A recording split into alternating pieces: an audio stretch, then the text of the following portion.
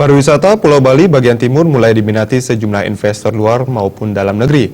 Daerah yang diminati salah satunya yakni Pulau Nusa Penida di Kabupaten Klungkung. Namun seiring perkembangannya, infrastruktur di Nusa Penida masih membutuhkan perhatian khusus dari pemerintah.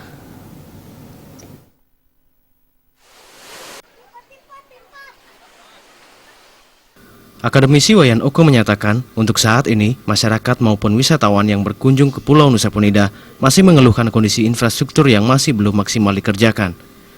Sebelumnya, beberapa ruas jalan akses menuju objek-objek wisata di Nusa Penida masih nampak kurang mendapat sentuhan. Namun kini sudah mulai sedikit ada perubahan, namun masih dinilai kurang optimal. Pihaknya menambahkan agar infrastruktur lebih diperhatikan, agar semakin banyak wisatawan maupun investor yang melirik Nusa Penida sebagai salah satu tujuan destinasinya. Nah, kalau infrastruktur, baik masyarakat kami ataupun dari wisatawan yang beberapa saya dapat ajak bicara, mereka tuh mengeluhkan masalah jalan. Jalan yang menjadi bisa dibilang sedikit bermasalah karena tidak semua akses menuju ke tempat pariwisata itu jalannya sudah memadai. Namun sekarang dari tahun kemarin itu sudah ada perubahan luar biasa.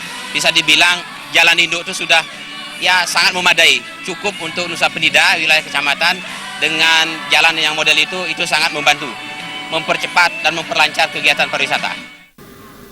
Walaupun masih minim akan infrastruktur yang memadai, dewasa ini Nusa Penida masih diminati oleh wisatawan. Sebab selain keindahan daratannya, pesona bawah laut Nusa Penida juga sangat memukau. Darta, Bali TV.